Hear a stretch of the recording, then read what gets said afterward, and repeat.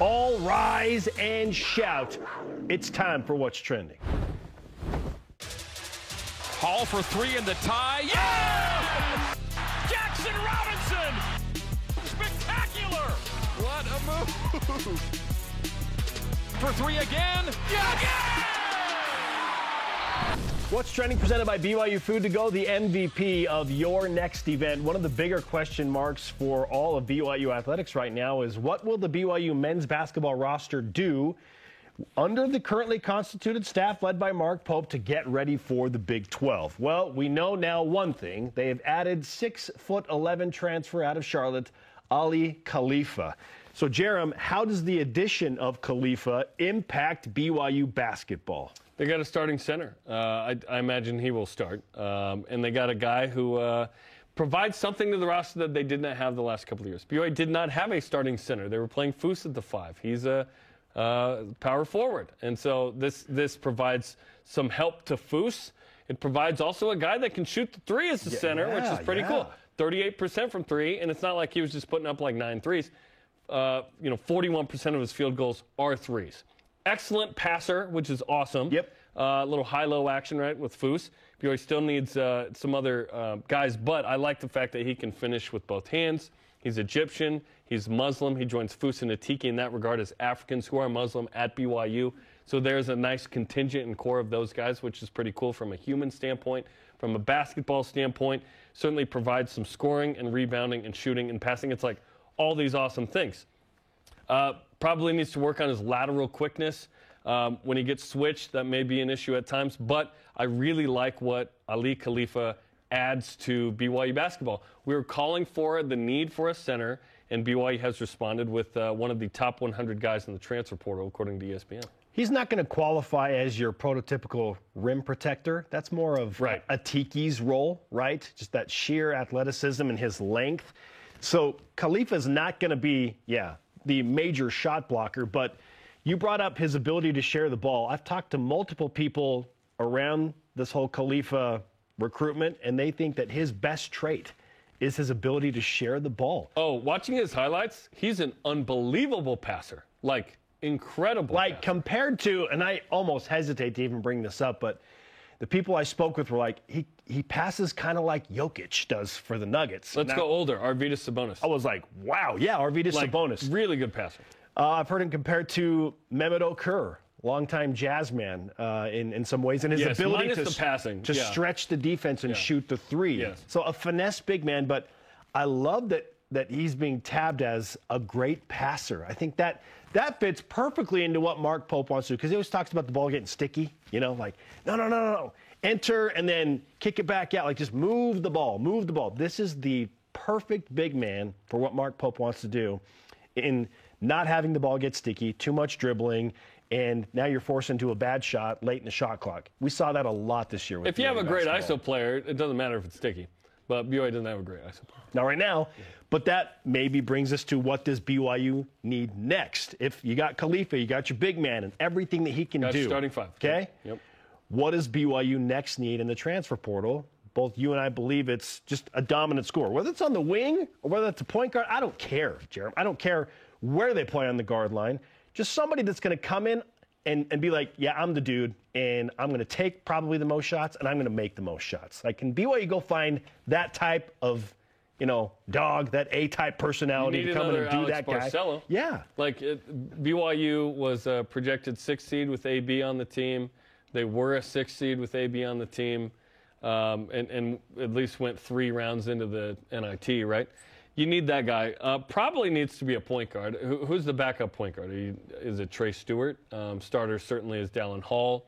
You like the group of wings he got, right? In Johnson and Nell and Robinson and so on. But there's technically only one scholarship available right now, unless someone is going to be off scholarship. So you have Stewart and Hall, kind of your point guards.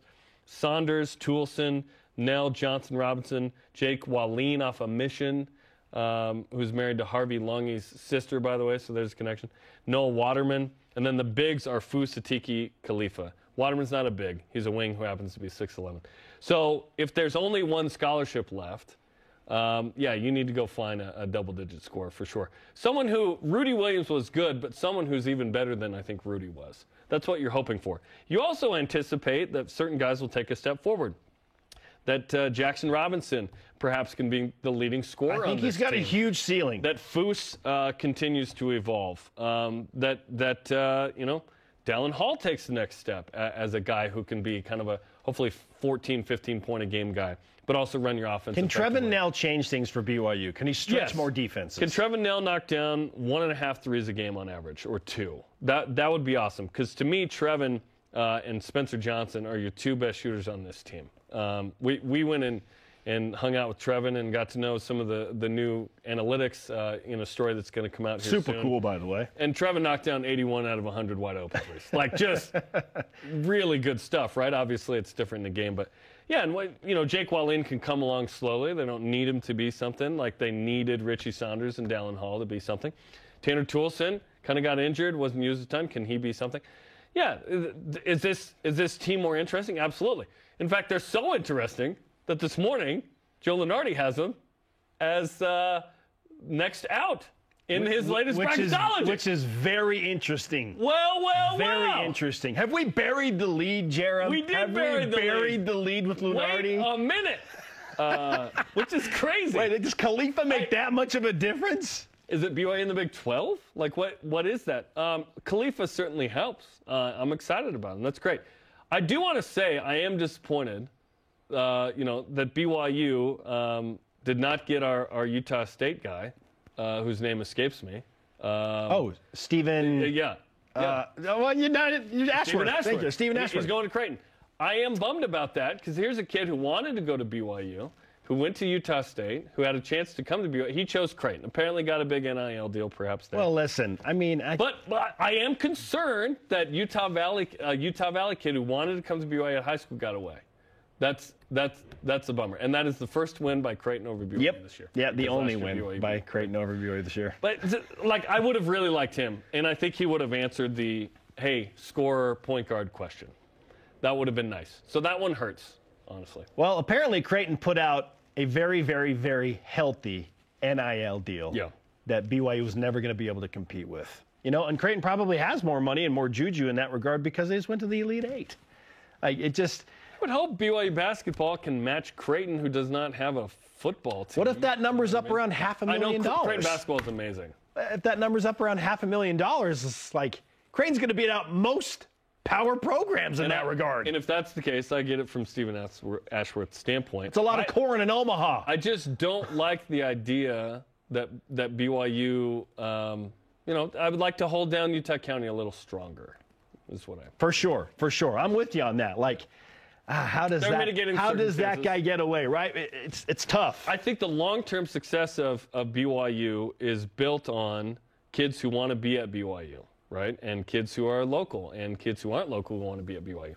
And you can also get amazing people and impact players from all kinds of walks of life, which is great. That combination is important. But I think BYU's recruiting advantage is the future Stephen Ashworth of the world. So the starting 5 as currently constituted is Dallin Hall as your point guard, probably Spencer Johnson as your number 2, and one of your key defenders, Jackson Robinson on the wing. And then Fousseyni Traore and Ali Khalifa. I would pencil that in right now. Now, certainly BYU is going to go after, you'd think, with that extra scholarship. Well, they could go after another big, Spence, if they like the guards. Because you only have 3 bigs. I think you need 4. I had somebody ask me, how is Khalifa different than Noah Waterman? Because people have just heard. Very different. They are very different. But don't just look at 6'11". From the surface, it's 6'11", finesse, big man, shooter. And it's Noah's not a big man. Okay. He's tall. Treat Noah like he's 6'8". He's tall, but Noah plays like more of on the wing. And he can be the 4, but like Noah's rarely going to be on the inside. Khalifa, his best passing capability comes from the block, right? Like he will post up and I feel differently. I think when he was at the top of the key, he was finding He's capable of the high-low, but I feel like they can utilize him as a great passer in the block, too. I think he is good enough to do that. His best passing, at least on his highlight reel, that I don't know who made. Was it him? Was it somebody else? was when he squared up to the basket at the top of the key. He is seeing all cutters to the basket. Okay. Because Sabonis and Jokic, He's a pick and pop guy. Certainly He is a pick and pop can guy. pass with their back to the basket and facing up a guy. Like, those guys are great passers all over the floor. I feel like Khalifa can do that for BYU. He's a very, very different player than Noah Waterman. They're not even close. In fact, it's completely. That's why I bring it up, because I've had multiple people say, well, he's 6'11", he shoots the three, and he's been labeled as a finesse big man, so how is he different than Noah Waterman? And it's like, that's why we're talking about this. Well, it's so naive. I don't even care to talk about it. Very different player compared to what Waterman does for BYU. So this BYU roster needs another scorer, needs a ball-dominant guard, whether it's on the wing or as a point guard. I think needs another point guard. Who's your other point guard? So Dallin Hall gets 2 fouls in 3 minutes. Who's your other point guard? It's a great question. I think BYU needs one. Yeah. Great question. And here's the thing. You have one, like I said, you have one scholarship. If you need a point guard and you want another kind of impact transfer guard wing guy, who's not on scholarship now? Who is it? Name him. Just kidding. I don't know. That's the tough decision that this coaching staff has to deal with. And we'll talk to Nick Robinson coming up is, do you need multiple guys? And I think they probably need like a capable walk-on who can be your backup 4. Because right now BYU has 2 centers in Khalifa and Atiki. And then you have Foose at the 4. You need another 4. And don't tell me it's Noah Waterman coming up and to do that. He's, again, treat him like he's 6'8". He just happens to be 6'11". Yeah, so definitely some roster shakeup is still in play for BYU. And if you add one more impact guard, I am now sort of back in a hopeful place with BYU basketball. We're starting to get that. Well, right now, Joe Lunardi's in a hopeful place. He found love in a hopeless place, apparently. But you go from the end of the season and feeling really disappointed, obviously, with kind of how it finished. But Khalifa gives you, okay, nice, got a capable center that has some skills that we haven't seen in a minute here, which is pretty cool. Maybe never this kind of player, right? A center who can shoot threes. Like, when has BYU had a center who shoots 38% from 3? BYU's trying to get some of its guys on the roster who are guards to shoot 38% from 3. Like, Khalifa's a good shooter. And then, can you get another impact guard who gives you some life, another Jackson Robinson type, maybe a little more aggressive than Jackson. And then you go, okay, can we be interesting in the Big 12? And I think we all hope and feel like the answer is yes, that BYU can be interesting. What that looks like is NIT+. I don't expect BYU to make the turn in year 1. I would love it, but at least be firmly in that NIT An improvement spot. would be back in the NIT. And you're taking steps with the young core. Because guess what? Foose, Hall, Robinson, they're all back for 2+ seasons. Yeah, it's a fun build-up. You know, what else can BYU conjure together through the always mysterious transfer portal? They found a big man who was rated, according to ESPN, as the 89th best player available in the transfer portal. And it's like, well, 89, is that good? Well, there are over 1,000 players at one point in the transfer portal. 89's pretty good. Yeah. No, I love it. 89's a solid player. And whatever ESPN says, great. But like I see his film, I see his numbers, and I go, this is a good player that helps BYU. People say, well, yeah, he shot 38% from 3, but how many threes did he take? Like, more than 40% of his shots were from behind the three-point line. Yep. Like, he took a ton of threes.